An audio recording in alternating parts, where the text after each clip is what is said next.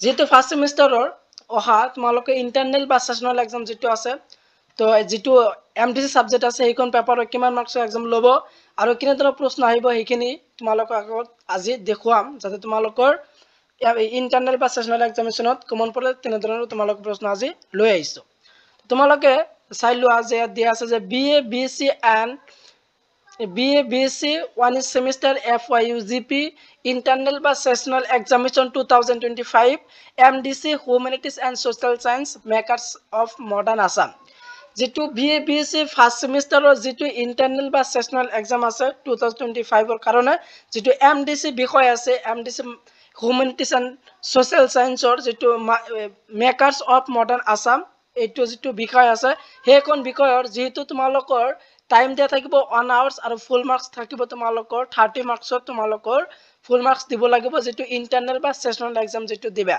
যেহেতু তোমালোকৰ এক্সামটো এই মাহত লব কোনোবা কলেজত আৰু নহলে এই মাহৰ পিছতে তোমালোকৰ লব ইন্টাৰনাল বা সেশনাল যেটো এক্সাম আছে তো তোমালোকে যে ইন্টাৰনালত তোমালোকৰ এনে ধৰণৰ প্ৰশ্ন আহিব যে এক নম্বৰ তোমালোকৰ দিয়া থাকিব তলৰ যিকোনো পাঁচটা প্ৰশ্ন উত্তৰ লিখা 1 into 5 equal 5 তো তোমালোকে এক নম্বৰ প্ৰশ্ন পাঁচটা লিখিবলৈ আহিব তো পাঁচটা তোমালোকে লিখিব লাগিব তো তোমালোকৰ যেটো এমডিসি সাবজেক্ট আছে ইন্টাৰনাল বা সেশনাল এক্সাম যেটো আছে তো ইয়াত মই কেইটামান প্ৰশ্ন দিছো তোমালোকৰ 10-15টা মান প্ৰশ্ন দিছো যাতে তোমালোকে ইয়াৰ পৰা পাঁচটা মান কমন পোৱা তো তোমালোকে পাঁচটা ইয়াৰ পৰা তোমালোকে কমন পাবা সম্পূৰ্ণখিনি চোৱা তো তোমালোকে মোস্ট ইম্পৰ্টেন্ট সহকাৰে প্ৰথম কোশ্চেনটো তোমালোকে চাই যাব যে অসমৰ ৰাজা ৰামমোহন ৰায় বুলি কাক কোৱা হয় ভেৰি ভেৰি ইম্পৰ্টেন্ট হয় ইয়াৰ উত্তৰটো দিয়া আছে আনন্দৰাম ঢেকিয়াল ফুকনক অসমৰ ৰাজা ৰামমোহন ৰায় বুলি কোৱা হয় তাৰ পিছত তোমালোকে চাবা যে 2 নম্বৰটো কি কোৱা আছে এটো চোৱা যে বাহি আলোচনীখনৰ প্ৰথম সম্পাদক কোন আছিল ইয়াৰ উত্তৰটো হ'ল লক্ষীনাথ বেজবৰুৱা তাৰ পিছত তোমালোকৰ 3 নম্বৰ প্ৰশ্নটো দিয়া আছে যে সাহিত্যৰতী লক্ষীনাথ বেজবৰুৱা আত্মজীৱনীখনৰ নাম কি মোৰ জীৱন সোঁৱৰণ আৰু 4 নম্বৰ প্ৰশ্নটো দিয়া আছে যে বাণীকান্ত কাকতিৰ গৱেষণামূলক গ্ৰন্থখনৰ নাম কি ভেৰি ভেৰি ইম্পৰ্টেন্ট প্ৰশ্নটো তোমালোকে ইন্টাৰনাল বা সেশনাল এক্সামিনেশনত প্ৰশ্নটো পাবা ইয়াৰ উত্তৰটো Assamese it's information and development তাৰপিছত তোমালোকৰ 5 নম্বৰটো দিয়া আছে বিষ্ণু প্ৰসাদ ৰাভাৰ কেতিয়া জন্ম হৈছিল আৰু ক'ত প্ৰশ্নটো এনেদৰে আহিব পাৰে তাৰ উত্তৰটো 1909 চনৰ ঢাকা মহানগৰৰ হেনাৰ চাউনিত হৈছিল 1909 চনৰ ঢাকা মহানগৰৰ হেনাৰ চাউনিত বিষ্ণু প্ৰসাদ ৰাভাৰ জন্ম হৈছিল তাৰ পিছত তোমালোকে শিকিবা যে 6 নম্বৰটো দিছে বিষ্ণু প্ৰসাদ ৰাভাই ৰচনা কৰা একমাত্ৰ উপন্যাসখন কি তাৰ উত্তৰটো হৈছে মিছিং কিনিং তাৰ পিছত তোমালোক 7 নম্বৰটো দিছে লক্ষীনাথ বেজবৰুৱাই ৰচনা কৰা এখন নাটকৰ নাম লিখা চক্ৰদেৱ সিংহ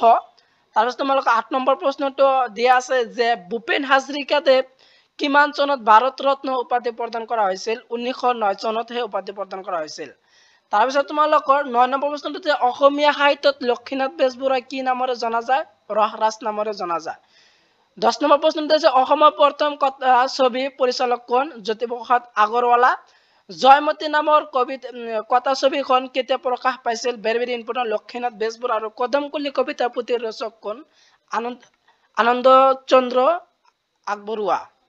আগৰৱালা তো এই তোমালোকৰ আৰু আছে এটা হেকৰ 13 নম্বৰটো দিছে আধুনিক অসমীয়া সাহিত্যৰ জনক বুলি কাক জনা যায় ইয়াৰ উত্তৰটো লক্ষীনাথ বেজবৰুৱা এই 13খন মোস্ট ইম্পৰ্টেন্ট হয় তোমালোকৰ ইন্টাৰনাল বা সেশনাল এক্সামিনেশনৰ কাৰণে যেহেতু তোমালোকৰ এনে ধৰণৰ প্ৰশ্ন আহিব তোমালোকৰ টাইম দিয়া থাকিব 1 আৱাৰ্স ফুল মাৰ্কস থাকিব তোমালোকৰ 30 মাৰ্কস আৰু 5 নম্বৰ 1 নম্বৰ প্ৰশ্ন যেহেতু পাঁচটা তোমালোকে লিখিব লাগিব তোমালোকে এইকেইটা চালে তোমালোকে ইয়াৰ পৰা তোমালোকে যিকোনো পাঁচটা তোমালোকে কমন পাবা 100% তোমালোকে ইয়াৰ পৰা পাবা তো তোমালোকে এই 13টা মান প্ৰশ্ন তোমালোকে শিকি যাবা তাৰ পিছত চোৱা যে তোমালোকৰ 2 নম্বৰ প্ৰশ্নত কেনেদৰে থাকিব তো 2 নম্বৰ প্ৰশ্ন যে 2 into 5 equal 10 তলৰ যিকোনো পাঁচটা প্ৰশ্ন উত্তৰ কৰাটো তোমালোকৰ 2 নম্বৰী প্ৰশ্নত 2 মাৰ্কৰ তোমালোকৰ পাঁচটা প্ৰশ্ন লিখিবলৈ আহিব তোমালোকে পাঁচটা লিখিব লাগিব তো তোমালোকে ইয়াত মই 10টা মান প্ৰশ্ন দিছে ইয়াৰ পৰা যিকোনো তোমালোকে পাঁচটা কমন পাবা তো 10টা কোনখিনি দিছে সেইখিনি তোমালোকে চোৱা এক নম্বৰটো হ'ল জ্যোতিপ্ৰসাদ আগৰৱালাৰ দুখন নাটকৰ নাম লিখা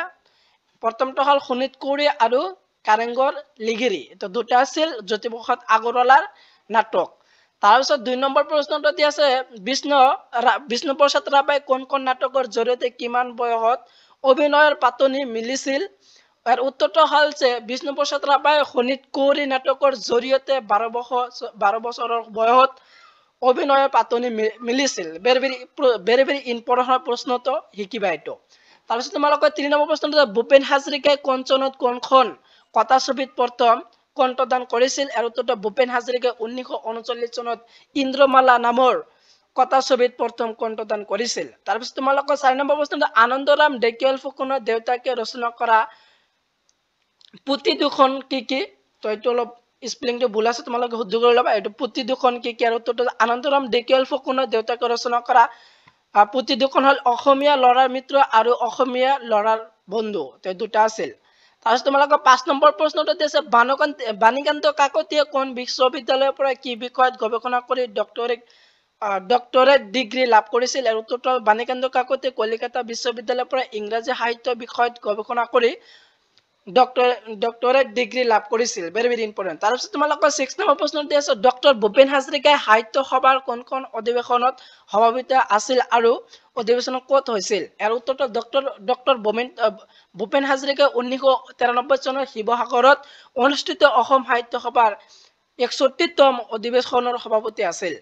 তাৰপিছত তোমালোকৰ 7 নম্বৰ প্ৰশ্নটো আছে কেতিয়া আৰু কাৰ দ্বাৰা অসমীয়া ল'ৰা মিত্ৰ গ্ৰন্থ প্ৰকাশ কৰা হৈছিল? আৰু উত্তৰটো অসমীয়া ল'ৰা মিত্ৰ পুথিখন 1889 চনত লক্ষ্মীনাথ বেজবৰুৱা প্ৰকাশ কৰা হৈছিল। তাৰপিছত তোমালোকৰ 8 নম্বৰ হ'ব এইটো। 8 নম্বৰটো হ'ল যে অৰুণোদয় যুগৰ দুজন কবিৰ নাম লিখা হিমচন্দ্ৰ বৰুৱা আৰু আনন্দৰাম ঢেকিয়াল ফুকন। এই দুখন আছিল অৰুণোদয় যুগৰ কবি।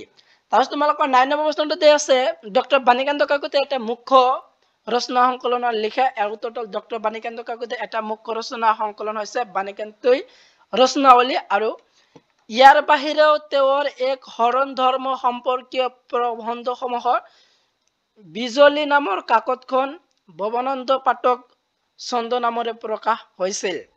এই 9খন আছিল তোমালোকৰ প্ৰশ্ন, 2 নম্বৰী প্ৰশ্ন। তো তোমালোকে 2 নম্বৰী প্ৰশ্নৰ কাৰণে এই 9টা তোমালোকে শিকি যাবা। ইয়াৰ পৰা যিকোনো তোমালোকে 5টা কমন পাবা। ভেৰি ভেৰি ইম্পৰ্টেণ্ট হয়, যিটো তোমালোকে ইণ্টাৰনেল বা চেচনেল এক্সামিনেশ্যন 2025ত MDC যিটো মেকাৰ্ছ অফ মডাৰ্ণ আছাম যিখন বিষয় আছে সেইখন বিষয় ভেৰি ভেৰি ইম্পৰ্টেণ্ট হয়।